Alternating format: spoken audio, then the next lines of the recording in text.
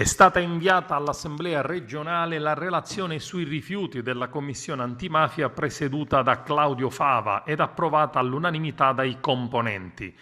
Esiste un intreccio di interessi privati e pubbliche compiacenze che in Sicilia ha reso spesso il sistema dei rifiuti subalterno a quegli interessi e a quelle compiacenze, ha dichiarato Fava in conferenza stampa, ma anche, dichiara sempre il Presidente, un uso disinvolto degli scioglimenti dei comuni per mafia e il ricorrere di taluni personaggi che ricordano ciò che è stato il sistema montante. La funzione amministrativa, ha affermato Fava, ha scelto di essere subalterna.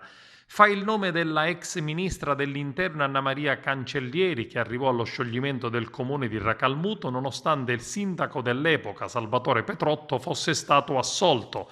Per il ministro si legge nella relazione, che parla dei casi analoghi a Siculiani e a Scicli, il fatto che il GIP abbia accolto la richiesta di archiviazione dell'allora sindaco di Racalmuto non avrebbe intaccato la vicinanza di quest'ultimo all'associazione mafiosa locale, in quanto lo stesso avrebbe, dichiara sempre Fava, di fatto consentito all'organizzazione criminale di potersi infiltrare all'interno del comune di Racalmuto. O sbaglia il giudice, dice Fava, o sbaglia la ministra. Che il comune si fosse schierato contro la discarica della Catanzaro Costruzioni è un fatto. C'è stato un uso distorto dello scioglimento dei comuni per mafia.